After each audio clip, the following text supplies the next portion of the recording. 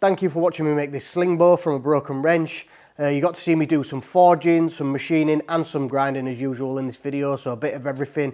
If you like this video then please give it a thumbs up, give it a share.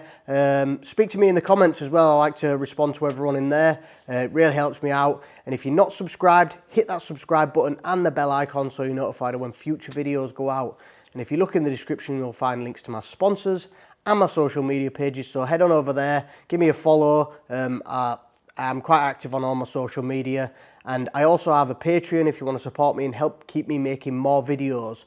I'm going to be doing more videos in the future, looking at doing one a week, maybe more. As told you, it's just finding the right time to do it. I really appreciate you all watching till the end. It helps me out when you watch it all, and thank you everyone, and I'll see you on the next one, which I ain't going to say will be in 2 weeks.